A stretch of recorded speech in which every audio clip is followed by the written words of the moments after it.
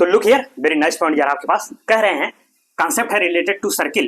कह रहे हैं जैसे जस्ट लाइक दिस वन, ये आपका कोई सर्किल है, ठीक है, हमने कह दिया कि उसका सेंटर है ओ।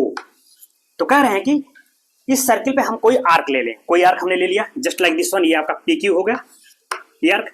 तो कह रहे हैं कि इस आर्क द्वारा उसके सेंटर पे बनाया गया जो एंगल होगा, यह एंगल माइंडेड, क्या कह रहे हैं भाई कि इस आर्क द्वारा यानी पी क्यू के द्वारा उसके सेंटर पे जो एंगल बनेगा वो एंगल हमेशा ट्वाइस होगा, यानी दोगुना होगा किसका, उसी आर्क द्वारा बनाए गए शेष रिमेनिंग पार्ट में बनाए गए किसी भी एंगल के। कहने का मतलब अगर ये एक आर्क होता है, रिमेनिंग पार्ट कौन हो गया, ये वाला, इसमें इस आर्क द्वारा जो भी एंगल बनेगा, अगर ये एंगल बन रहा है तो कहने का मतलब इस एंगल का ये वाला एंगल क्या होगा, हमेशा ट्वाइस होगा। कि अगर ये 10 है तो ये कितना हो जाएगा 20। कहीं पर भी इस आर्क द्वारा हम कहीं ले लें, इस रिमेनिंग पार्ट्स में कहीं पर भी, इस पूरे पार्ट में कहीं पर भी जो एंगल बनेगा उस एंगल का हमेशा ट्वाइस होगा कौन, ये सेंटर वाला एंगल।